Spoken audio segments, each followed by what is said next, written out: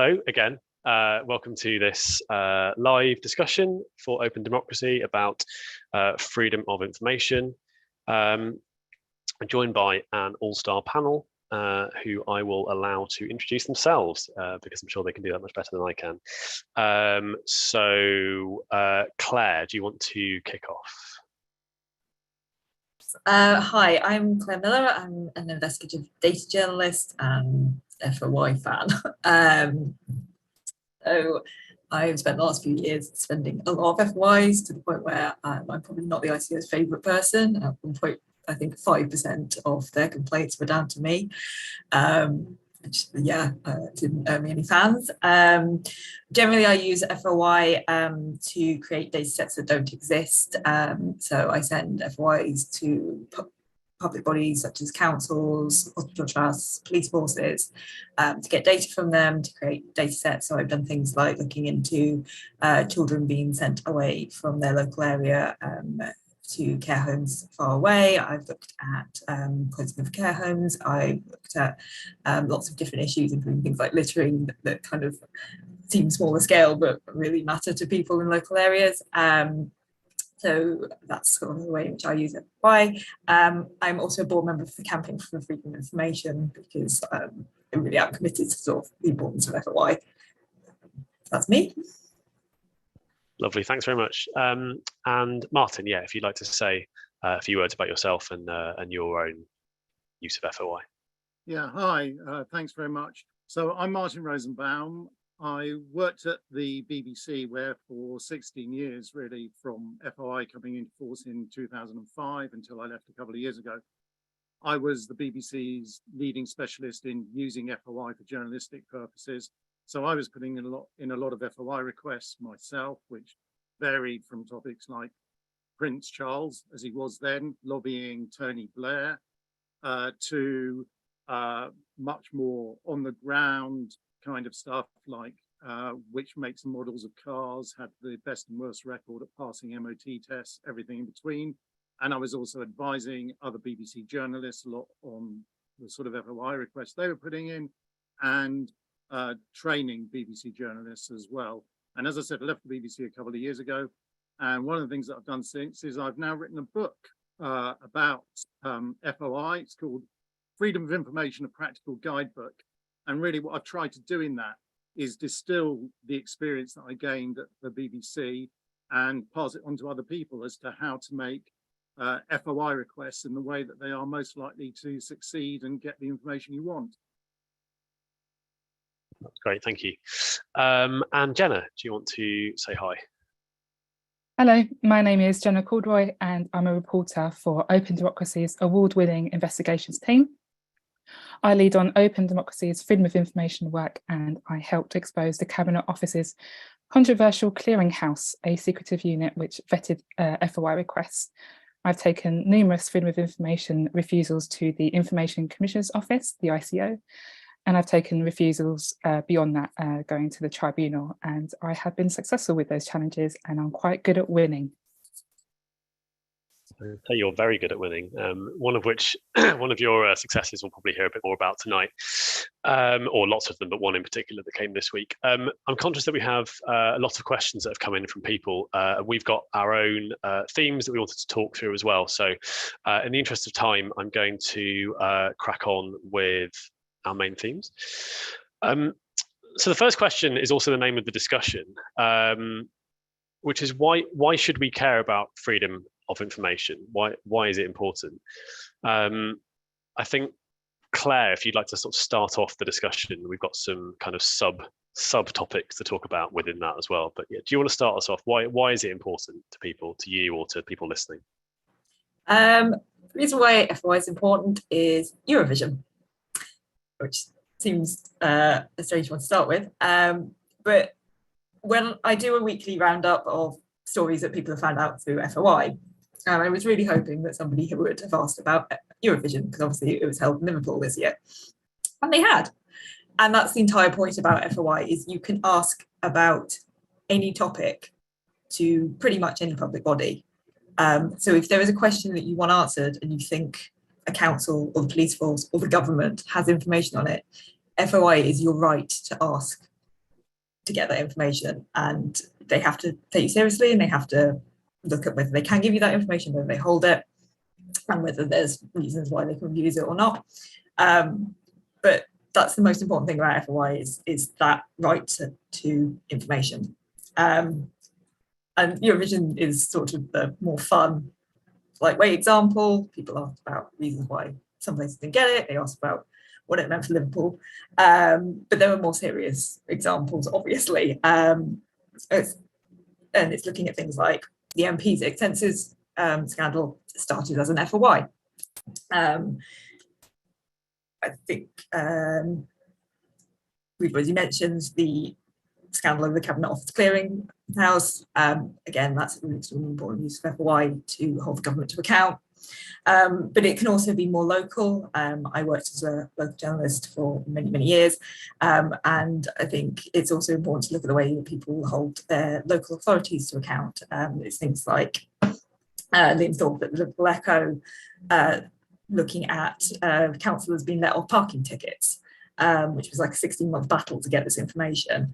It's also things like Gareth Davis and all the work he's done around council capital investments. I think there was a report out today on the situation in Thurrock and the amount of money that's just disappeared through poor investments and what that's going to mean for people living in that area. And one of the things I also noticed that from looking at the FOIs that people do is the way in which one idea can spark off other people going and looking at things. There's been a lot around police misconduct and the way in which officers are reported for things and stuff, nothing happens. I think Channel 5 and the Bureau of Investigative Journalists have got an investigation out today. But I've seen a lot of different people looking at this issue, and it's a really important way in which FOI gets used, that you can kind of find out these things, and if you see somebody looking for something in a different area, you can follow it up where you live as well. Claire, sorry, I didn't mean to cut you off. Go on. So come in. I was just going to say, you set up a data store. I'd like to come back to that in a second. I wonder, Martin or Jenna, if you'd like to jump in with any kind of particularly good uses of FOI that you've seen, obviously over the years that you've been using it or reading about it, kind of just kind of maybe an example of why it's so important. Can I pick up on one thing there? I agree with everything Blair has said there, but I think it's really important to understand that FOI does range all the way from the height of government to the most basic level of public services. And just to give a little bit more detail about one of the things that I mentioned before, and I'll explain why I really like this as an example of FOI, was my battle with the Department for Transport to try and establish the data on which makes and models of cars were most likely to fail MOT tests. Give you the answer in summary: you're better off if you've got a Honda than if you've got a Peugeot. But putting that somewhere to one side, it was 18 months during which the agency, the Department for Transport, said they couldn't release this information because it would damage the commercial interests of certain manufacturers, presumably the ones who were making the dodgy vehicles. But eventually the Information Commissioner's Office ruled in my favour. The information was published.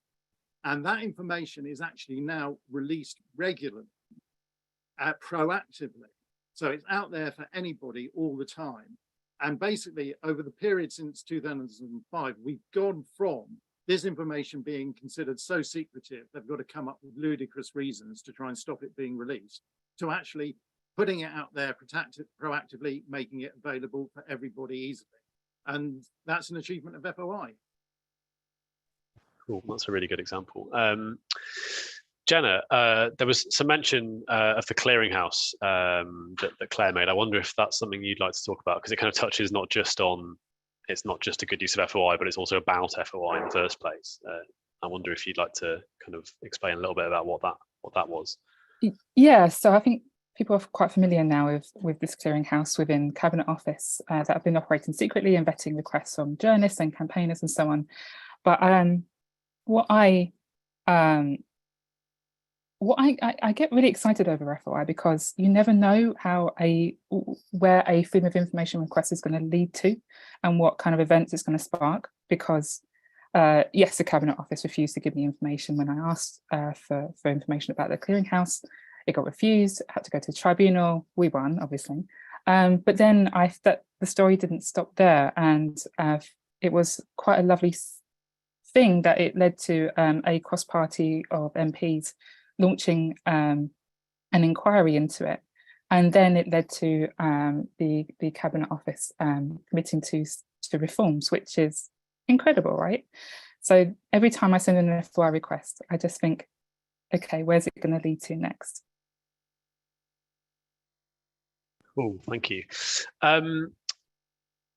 One of the things that we were thinking about a little bit during the sort of preliminary chat for this was how maybe FOI can kind of not just be a source of stories, but also can sort of be part of a culture of transparency within news gathering more generally, whether it kind of encourages more transparent ways of working, not just by authorities, but also by journalists and by news organizations. I wonder if to what extent that's true, if at all. I'm sort of thinking perhaps about publishing in full documents that you obtain for other journalists to look at, that kind of thing. But Claire, would you mind speaking a little bit about the your work with setting up the data store?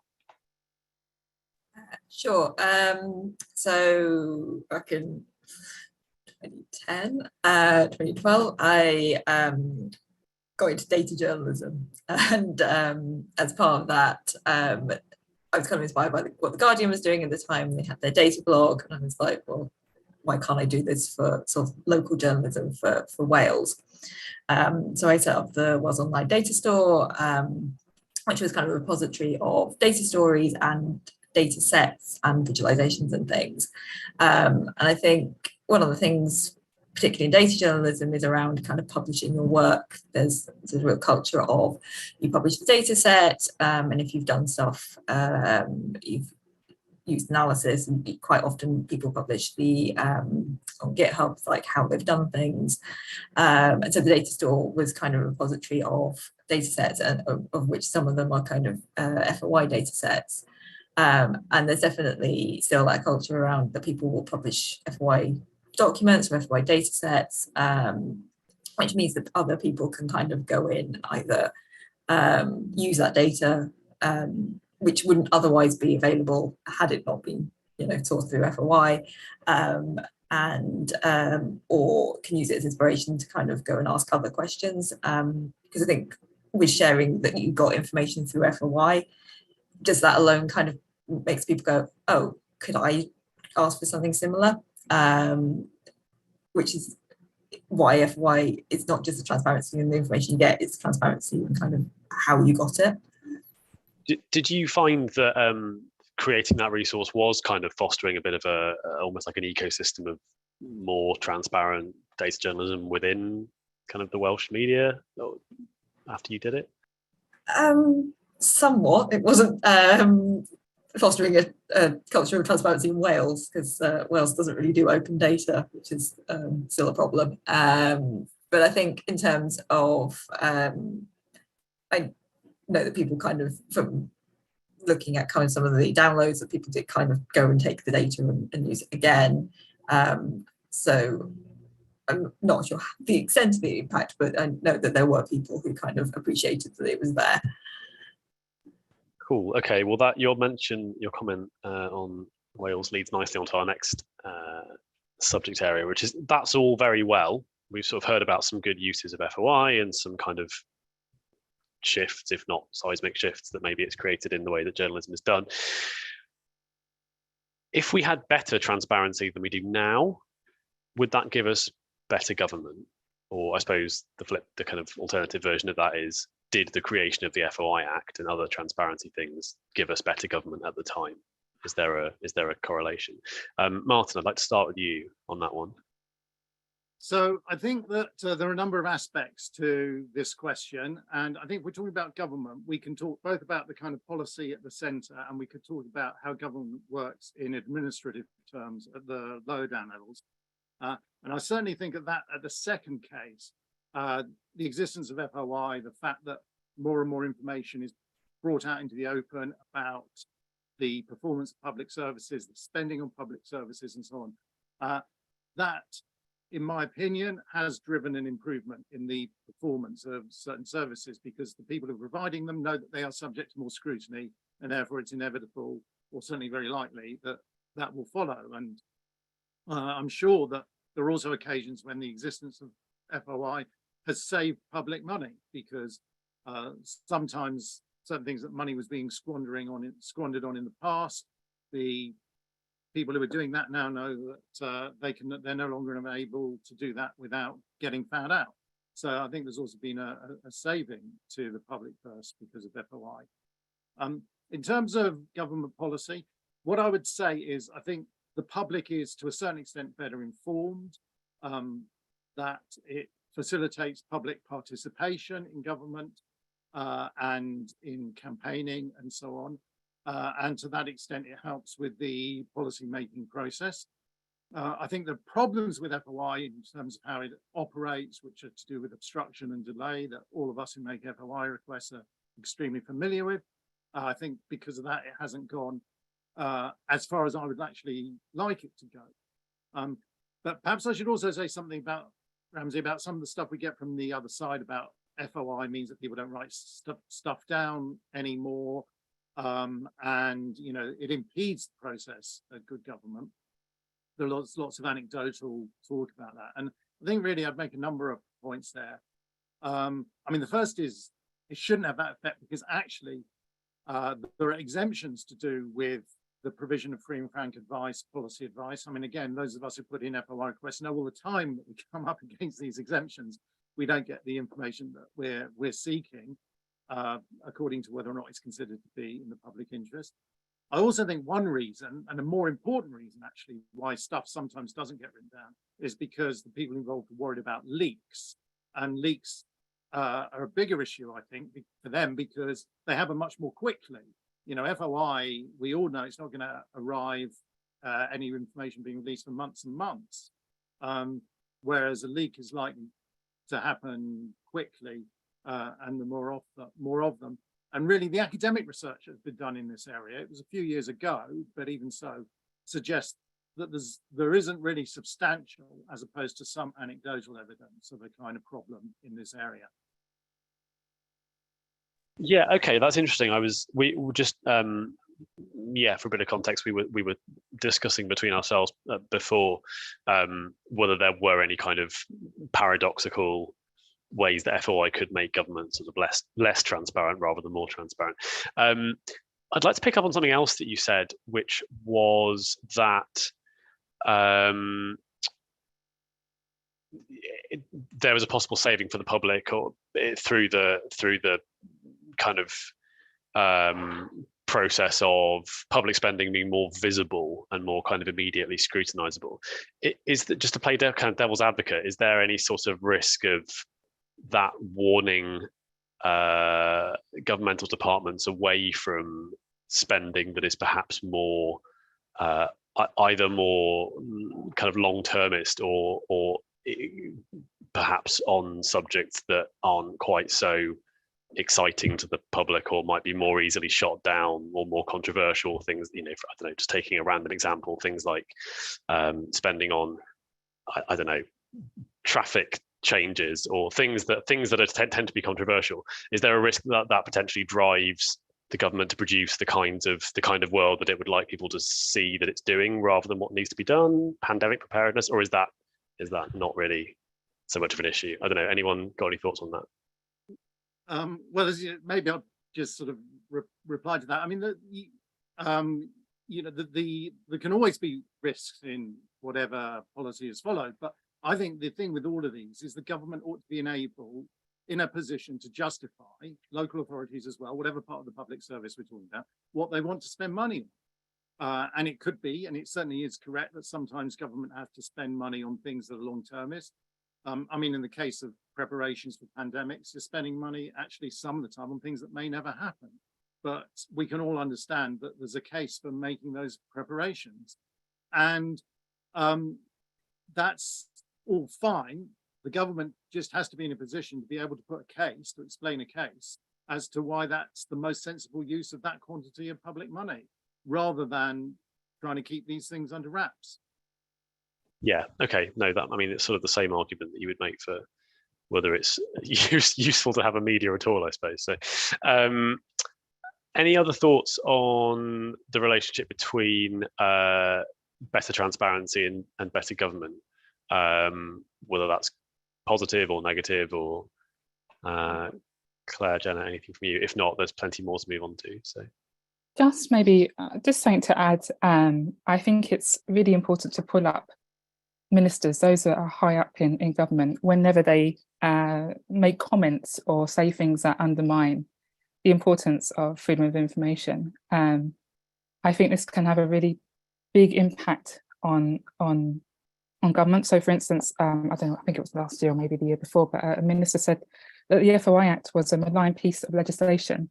That's really not helpful when, and I think we have to think about how do we counter that, and how do we demonstrate to government that actually FOI is an incredibly powerful tool, not just to the public, but also to departments as well. No, that is a good point. So the kind of their reluctance perhaps to support it does suggest that it does still have some teeth, despite all of the barriers that are put in its way.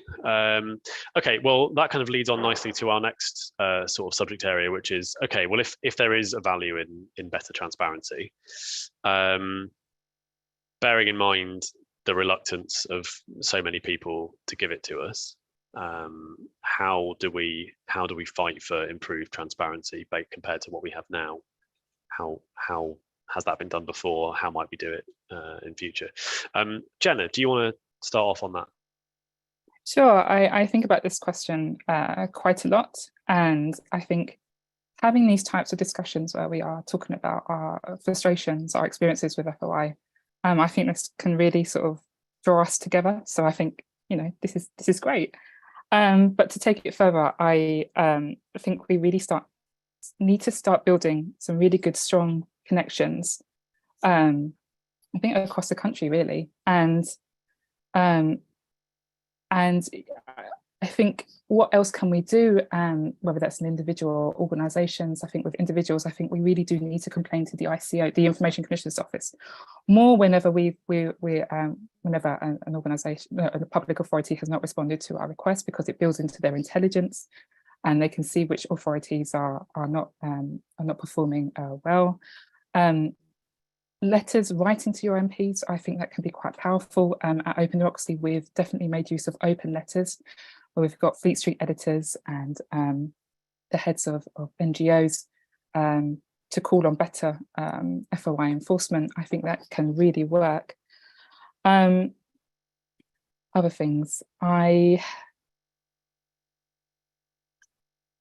think we're actually moving in the right direction, in the sense that we now have a information commissioner who is actually willing to engage in FOI issues as compared to beforehand. At this moment in time, I don't think central government departments are really wanting to see a stronger FOI Act. There have been no commitments to improving it, to extending it, and so on. So I really am open to suggestions as to how, as an FOI community, even the community beyond us, how can we push for change? So I'm still really thinking about that question at the minute. There's actually been a couple of suggestions that people have put into the chat about some possible ways to approach that. I wonder if you've got any thoughts about those. I noticed an FOI league table of the worst FOI performers. I wonder, there's something, I feel like we've done sort of work like that in the past, right? I don't believe, I mean, we have in our reports by Lucas Amin, a colleague of ours, who has examined the performance of central government departments. But I would love to see some kind of annual analysis of public authorities' performance, whether that's local council, police forces, and so on, and award prizes for the worst performance. I don't know, something that could encourage public authorities to sit up, take note, and realise that actually people are examining their performance. I think that's a great idea. League table is amazing. Yeah.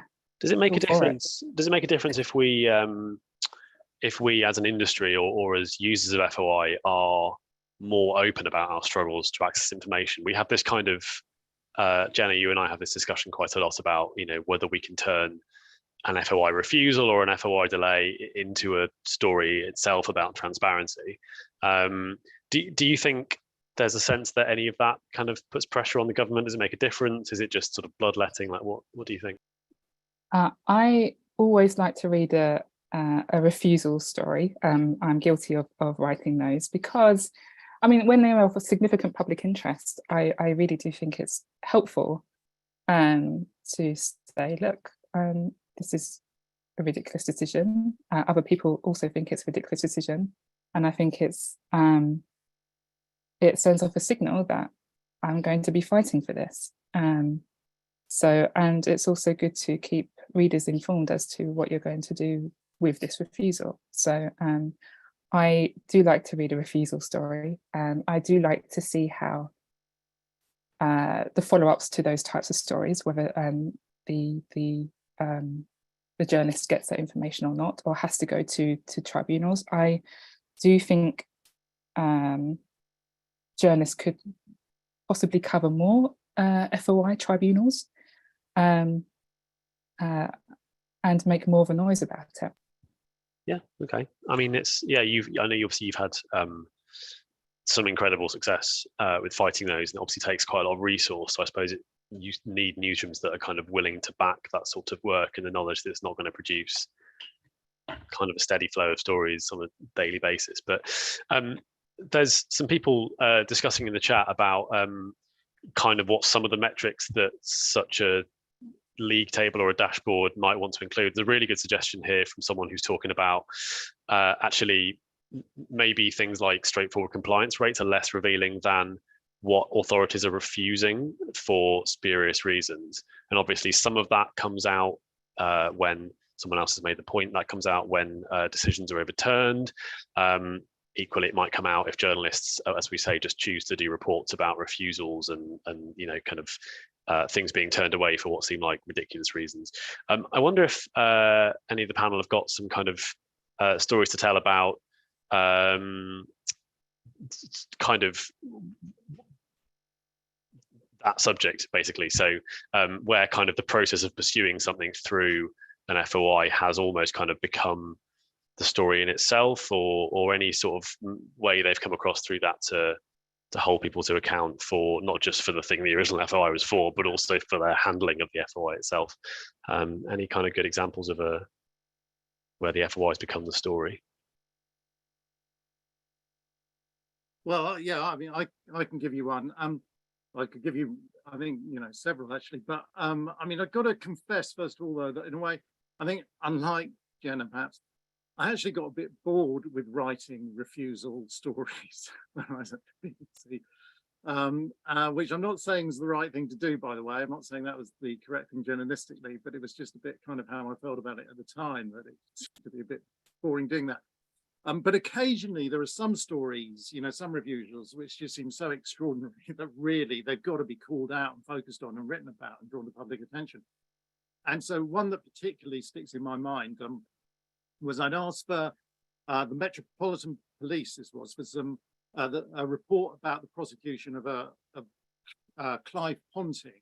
This goes back to 1985. He was a civil servant in the MOD. He was prosecuted under the Official Secrets Act, accused of leaking information to do with the Falklands War. Anyway, he was prosecuted but acquitted. And I'd asked the Metropolitan Police for their senior investigating officer's report on this case. And they refused it, saying it contains personal information and it's against the public interest because it would reveal details of their methods, blah, blah, blah, so on. I appealed and I got the same refusal on internal review. Then I appealed to the ICO and the Information Commissioner naturally said to the Metropolitan Police, okay, show us this report and then we can decide whether or not to give it to him. And at that point, it suddenly turned out this report didn't exist at all. They said they didn't have it. They'd just been telling me it was against, they were saying, we've looked at this report, it's against the public interest to give it to you. And it was just a kind of instinctive secrecy reaction without actually even checking, did they actually have this document that the requester wants? So that definitely was a refusal story that was worth writing about. I wonder if I could bring you in, Claire. Any kind of thoughts from you on what some effective techniques to kind of fight for more transparency, or either for more compliance or for a wider ranging transparency law might be? What are some techniques that you think are good, or that you've maybe seen work, or that you'd like to see? I'm going to echo the please complain to the ICO. I see people on Twitter being like, I sent in this FOI like 6 months ago and I haven't heard anything. And it's just like, stop doing that. Complain to the ICO. They're actually really, really good on timeliness complaints. They've got a pretty good system for like getting it. They, email the public body, and if they don't reply after 10 working days, they actually, you will get a response of some description. Not necessarily what you want, but they'll actually come back to you. So if you are having trouble, go through the processes. Don't just sort of sit there going, well, I'm not getting a response. And as Jenna said, it does hopefully mean that as they are now taking enforcement action, that if people are complaining and public bodies are turning up over and over again as slow and unhelpful, they might actually get dealt with. I think looking at kind of ways in which you can measure compliance, the stats for the central government are really quite good and useful. You can kind of see within them, as well as kind of timeliness and just not answering, which is actually the biggest problem, and why the stats have got so much worse is they're just not responding. But you can also see like levels of refusal, and you can see things like how many are vexatious and all of those kind of things. But you can't see that for other public bodies outside of central government, which makes it quite hard to tell what the kind of compliance is. I'm in the process of finishing up one to hospital trusts, and I got to the last day of the 20 working days and a quarter of them had not replied, which feels quite high. So potentially there's a lot of FOIs just not being answered. My second problem is in terms of reflexive secrecy, as I argue against small numbers quite a lot. There is a definite habit of just suppressing small numbers without actually thinking about it or actually writing a proper refusal notice. So yeah, there's definitely a lot of bad habits amongst public bodies. When you say repressing small numbers, can you give an example of what you mean there? So I'll ask for information about, say, the number of people who've been injured in attacks by patients on staff in hospitals, and they'll come back and be like, it's less than 5, so we can't tell you anything other than it's less than 5. There's a lot of case law at this point that says, yeah, you actually have to come up with a better argument than just it's a small number. But there's definitely a tendency to just be like, if it's less than 5, we'll suppress it. Yeah, okay. I've seen that a lot in FOI responses, and always I mean, what is the sort of the legal basis for that is what that knowing that there is a small number that could be 1 is potentially revealing something about the one person who it was, if you're able to cross-reference it to something else that you know. I mean, is that it feels quite sort of potentially, because obviously if it's identifiable, it's personal information, and you have to most of the time not release personal information.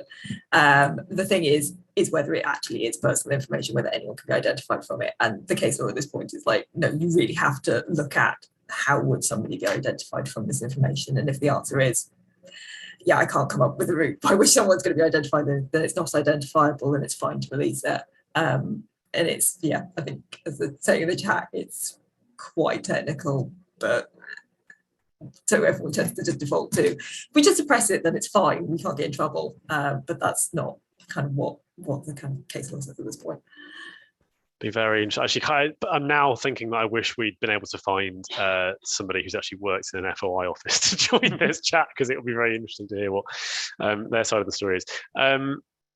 So Martin, one of the kind of triggers for this discussion in the first place was your new book, your handbook. I wonder if on the subject of sort of how we get better transparency, and part of that is just about perhaps best practice. Would you very quickly like to walk us through kind of what you think a good FOI looks like? How can we use it most effectively? Yeah, and using FOI effectively is undoubtedly one of the ways in which all of us can promote better transparency. And I think really there are 3 phases to this. And the first is when you're thinking about your request, what information you want and so on, it's to have what is sometimes called a recorded information frame of mind. Is to actually think, what are the records that will hold the information that I'm looking for? It's not necessarily just text documents. These can be photographs, CCTV, anything which is a form of recorded information. But it's to think, what is the recorded information that is relevant to what I'm looking for? And then secondly, when you compose a request, is to think about the phraseology of it very, very carefully. Make it specific, particularly in terms of dates, people, that kind of thing. And think about, is there any way that this request could be misinterpreted, either inadvertently or deliberately by the public body that is receiving it? Is there any ambiguity in it? Strip all that out of it, really try and make it specific so that it says exactly the information that you want. And then the third point I'd make is, if the information you want is going to cause problems for the public authority, you may well need a lot of persistence to get it out of them. The sort of thing which, Jenna's been talking about in her very successful finding of cases at the tribunal, and Claire saying you should take cases to the information commissioner. If you're fobbed off, you get a refusal which is not valid, don't just give up. First of all, you've got a right to an internal review with the public body. Secondly, you can complain to the information commissioner. Thirdly, you can go to the tribunal. So I think 3 points: have a recorded information frame of mind, phrase your requests very, very, very carefully indeed. Perhaps ask somebody else to look at them to make sure there's no ambiguity. And thirdly, be persistent. Cool, that's very helpful, thank you. What about some pitfalls? I suppose kind of it's the negatives of everything you've just said, but has anybody on the chat got any kind of examples of like specific pitfalls, maybe that aren't just covered by those, to avoid any sort of mistakes they've made and learned that way? Or well, I could give you, one example of something which I got wrong. I learned a lesson from, which is this goes back a few years again at the BBC. We were trying to put a request to the Nursing and Midwifery Council about its backlog of complaints about nurses. At the time, the place was in total chaos, administrative chaos. And they replied saying, we don't have a backlog of complaints, which we just left it there. We shouldn't have done. But later, a few months later, a big inquiry report came out into the council, which confirmed that the place was in chaos, and made all sorts of recommendations about improving it. And at that point, the Nursing and Midwifery Council admitted they said that we didn't have a backlog of complaints. We had what we call a historic caseload. And the problem was that we, used this piece of terminology in our request, which they didn't like, was considered judgmental. We should just have asked for the actual numbers. And so, one lesson I learned from that, and you do learn lessons from requests that go wrong, is you learn, don't use judgmental language, aggressive language that the public authority doesn't like. Just purely simply ask for the facts. That's a really interesting point. I think as a news editor, a thing that I used to say to reporters who had FOI investigations they wanted to do was, where you can, always ring up and speak to somebody at the authority to find out what form the information that you're looking for exists in. So it may not be saying, I want to do an FOI to reveal X, Y, Z, but it might be, I'm trying to understand exactly how you sort of record information about assaults on patients in hospital or whatever it is, and often that helps you kind of frame the question using categories that they kind of can't pretend don't exist because they come from them themselves. But obviously it's not always, the thing you'd like to do would be to ring up the FOI officer and say like, what does this look like? And then, but it's not always possible. I'm noticing a few actual FOI officers in the chat, which is actually childishly very exciting to me. I wonder if those people would mind. I mean, if they're sort of willing, I think I'm sure Jenna would love to speak to some people, kind of, even if it's just sort of off the record, to find out a bit more about some of the ways that you guys work. Please share your contact details with us privately if you're interested in doing that. Okay, so we've talked about kind of good and bad, well, sort of good FOIs and pitfalls to avoid and that sort of thing. I wonder if we could broaden the discussion a little bit to talk about what some of the other challenges to freedom of information more generally are, either now or maybe coming up on the horizon. You know, we've talked about how to improve transparency, but what is potentially coming along to take away our transparency? Claire, do you want to maybe jump in? I think there's sort of a combination of public bodies, or people within public bodies who are actively hostile to FOI. I think that's probably mentioned, and that's always going to be a problem, that there's people who within the government, it's always really amusing how when people are in political parties are outside of government, they love FOI, they love sending. I mean, I think the Scottish government pretty much is only answering FOIs from opposition parties at this point, but once they get into government, they hate FOI, and I feel like there's always this risk that they're going to try and limit it or change what people can access, which with several challenges have already been fought off on that front. So I think that's always a risk, that people can become quite hostile to FOI. It's a waste of money or a problem, or it impedes government government working. So there's always that risk that that will be undermined in some way. I think the other risk is just a lack of understanding of how it works, which can mean that you don't get useful answers back, that tough stuff takes forever. Just people who don't love FOI necessarily as much as, say, some of the requesters do, and just aren't interested in kind of resourcing it properly. It can be quite an easy part of a public body to ignore, because FOI, it's not, seen as a core service, even though it is a statutory responsibility. So I think that's the other area where you risk problems, that it's under-resourced and it's hard for the quality of work to be done, because it just doesn't have the people in it. I think in terms of enforcement, I think there are positives. The ICO does seem to be actually enforcing things, which is new and different for them.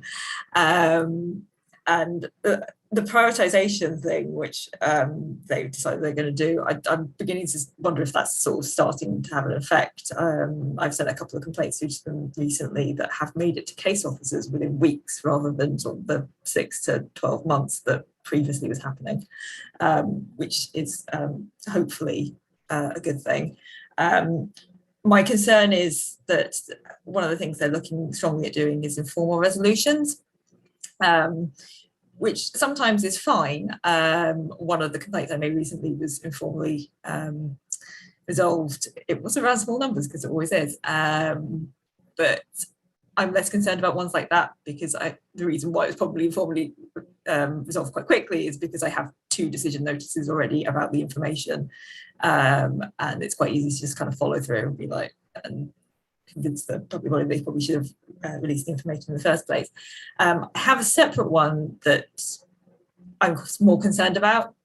I'd asked councils for information about paupers funerals, or public health funerals, where people die and the council have to take responsibility for funeral arrangements, because there's no one around to do that, or if they can't afford it.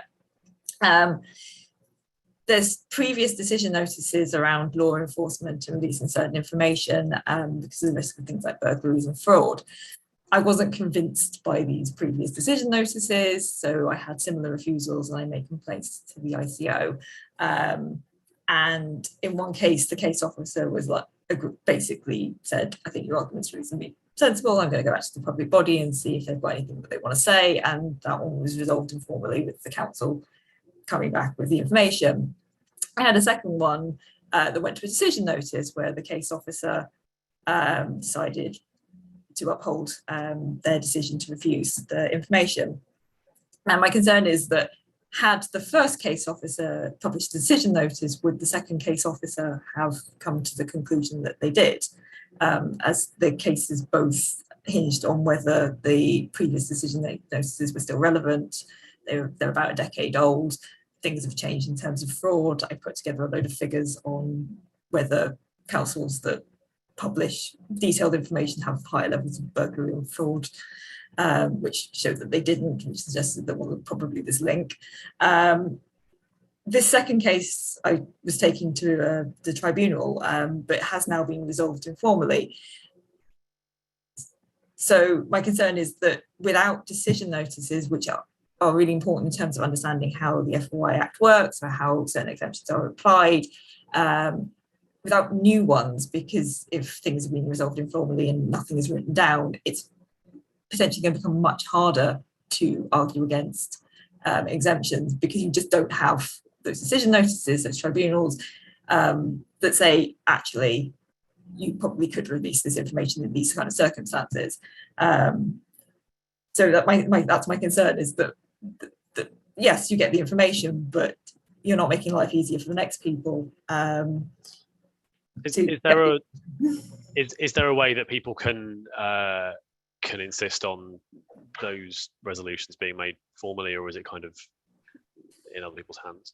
No, I think once you get the information back, that's the end of the ICO doesn't have to issue a decision notice, because there's the complaints. Yeah. Okay. To... Troubling. Okay. Jenna, Martin, any thoughts about upcoming challenges to our FOI rights?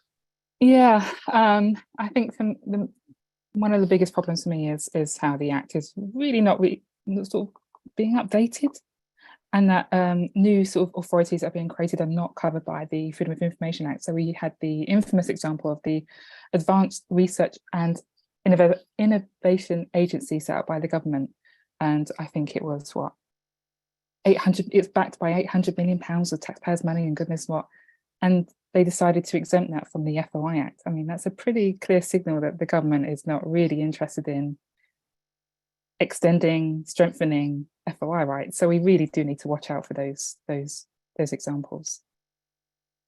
Martin. Yes, so I think in terms of upcoming challenges, I think there's one other thing which is going to be increasingly important, I think, which we're already seeing the effect of, is where government ministers, public officials and so on have been using WhatsApp messages, private email accounts, that kind of thing, what are called non-corporate communication channels to conduct government and public authority business. Now, the law is very clear that information is still subject to FOI. If it's for government business, it doesn't make any difference whether, the mode of communication is irrelevant. You could be sending WhatsApp messages, you could be using pigeon post, you could be carving messages into tablets of stone. It's totally irrelevant what the mode of communication is if it's on government business. But that's the theoretical position. The practical position is actually, if people have been using their personal mobiles for WhatsApping, in practice, it's much harder to get that information if the person involved is recalcitrant about releasing it. And for FOI officers as well, actually, it is a difficult problem for them sometimes to get the person who's got the information on their phone to release it in response to an FOI request. And then sometimes that person leaves the public authority. That information is still in their phone, but it's nowhere in the public authority's records. Then the FOI officer can't do anything about it at all. And so, this is going to be an increasing practical problem, I'm sure, even though the law itself is completely clear. Yeah, I mean, obviously this has been very much in the public domain as a discussion over the last few weeks because of government by WhatsApp and the COVID inquiry and all the rest of it. I mean, it's interesting to see maybe the inquiry kind of taking on the government so early over a transparency issue, but sort of have to see what the consequence of that will be. Okay, so we've just got a few minutes now for some questions that were sent in. I've been trying to sort of pick up a couple of things in the chat as they've been coming in, but we had a few questions submitted in advance. Something I'd like to ask, because it's something that I also would like to know. Public authorities consistently abuse the public interest test and use it to refuse FOI requests. Somebody has written in and said, any advice from anyone on how to kind of get around that when a public authority is abusing the so-called public interest test to try and stop withholding something? To withhold something. Yeah, anyone want to pick up?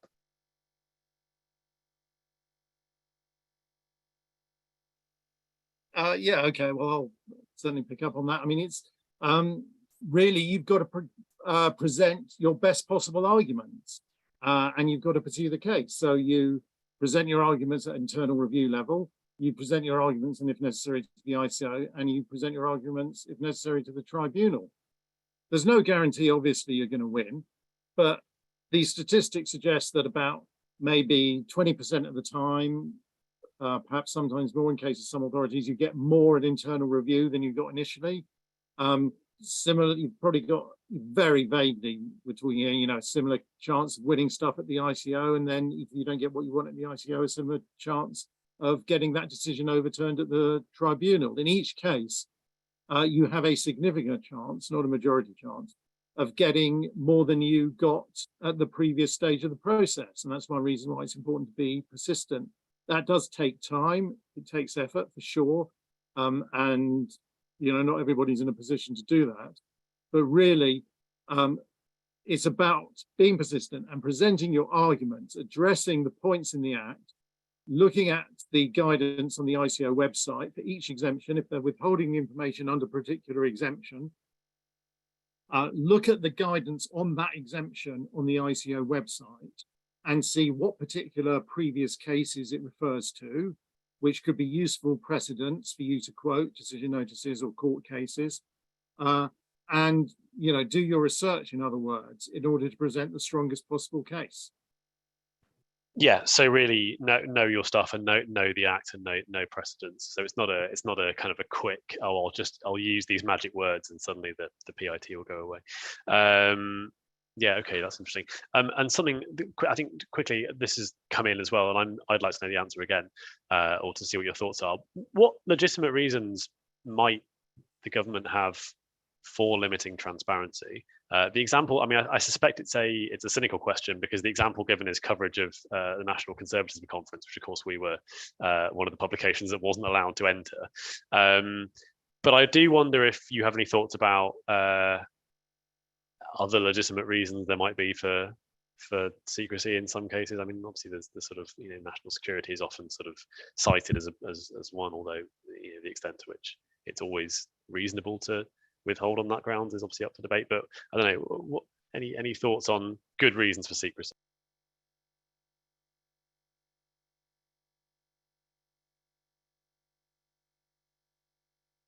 Nobody can think of any. No, I will. If no one else is good, yeah, okay. Everyone else doesn't want to do this. So yeah, for sure, there are some good reasons for secrecy. I mean, there's, you know, it's personal information sometimes should be kept secret to protect people's privacy. You know, the details of police investigations, which I sort of alluded to before, which would actually reveal police methods that enable them to catch criminals. Again, there may be, you know, good reasons often why that information could be kept back.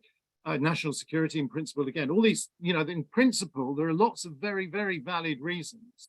The question is, how is it applied? And is it really applied in the right way?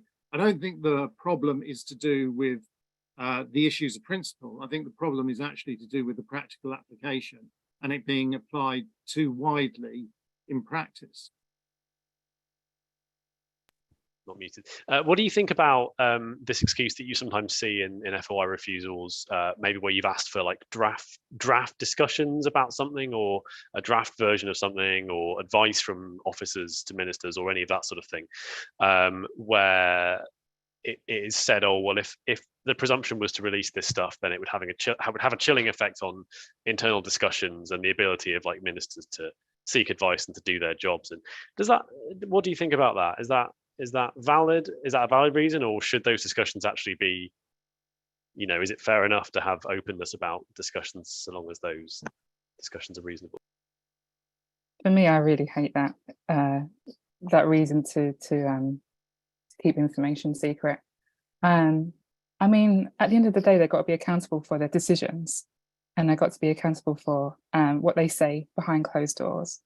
And I just feel that it's just a really feeble excuse to keep information out of the public domain. Hate it. Yeah, I think I kind of agree. It's sort of hard to think of a reason why it wouldn't be, okay to see different things being discussed and a decision being taken. Perhaps I don't know if that's idealistic. Claire, what do you think? Yeah, I was going to say there was a report recently, and I haven't got exactly what it was, which was basically saying on this that instead of these things going through FOI, they should be released on a regular basis. They should just be released as a matter of course after a certain amount of time, because then everybody would know that they were going to be released at this point in time. And that would potentially be a way of having the transparency, and you wouldn't have the chilling effect, because I think it's that unpredictability is part of the issue. Is you don't know what's going to be asked for and when it's going to be released. But if you knew that every discussion would eventually end up in the public domain, then every discussion would eventually end up in the public domain, and so that was their suggestion, was just publish it as standard, and then you don't have the chilling effect. So I quite like that suggestion. Cool. Yeah, I can see that. Cool. Okay. This is fascinating, and I could, I'm sure panelists could as well, go on probably all night, but I'm conscious that we are approaching time, and they've been very generous joining us already. What I would like to say is my understanding is there is you'll be able to watch this back. If you want to, details will be available on the website at the link that the event was at before. So really all it remains is for me to say thank you so much to everyone for joining us, to our panelists, Claire, Martin, Jenna, and to all of you who joined us and watched us and submitted questions, either in advance or in the chat. We do have regular debates like this at Open Democracy. You can check our website and social media for the details. Anita, my colleague, I think will put the link in the chat for where you can find out more about those. There's one next week about the COVID inquiry, which we've been covering. And just the kind of boilerplate that I have to say, which is that we rely on donations to keep going as a website. So if you would like to see more public interest journalism like we have been doing, for example, Jenna's story about the lessons learned review from the COVID pandemic, which she fought for 2 years to get obtained, then please support us by donating, or we can't do it. And again, Anita will put the link in the chat to do that. And that's really all. Thank you so much, everyone. See you again soon, I hope.